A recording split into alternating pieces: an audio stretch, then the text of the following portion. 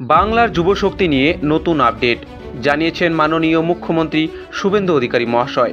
কবে থেকে শুরু হতে চলেছে এই বাংলার যুবশক্তি প্রকল্প, কত টাকা করে দেওয়া হবে এই প্রকল্পের জন্য, বয়সসীমা কী হতে হবে এবং পরিবার পিছু মাসিক ইনকাম কত টাকার বেশি হলে এই প্রকল্পের সুবিধা পাওয়া যাবে না, তিনি কিন্তু স্পষ্টভাবে জানিয়েছেন।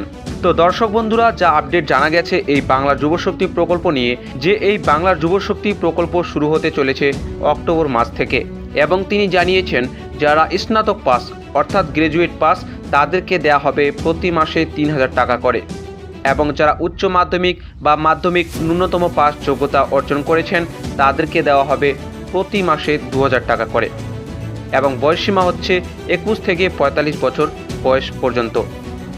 এবং পরিবার পিছু যে মাসিক ইনকামের কথা তিনি উল্লেখ করেছেন যে ১ লক্ষ টাকার বেশি হলে কিন্তু এই প্রকল্পের সুবিধা পাওয়া যাবে না।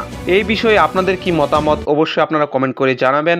পেজে প্রথম আলো ফলো করে পাশে থাকুন যে কোনো গুরুত্বপূর্ণ আপডেট পাওয়ার জন্য। ভিডিওটিকে অবশ্যই লাইক করে শেয়ার করে দেবেন। দেখা হবে পরবর্তী ভিডিওতে। সবাই ভালো থাকবেন, সুস্থ থাকবেন।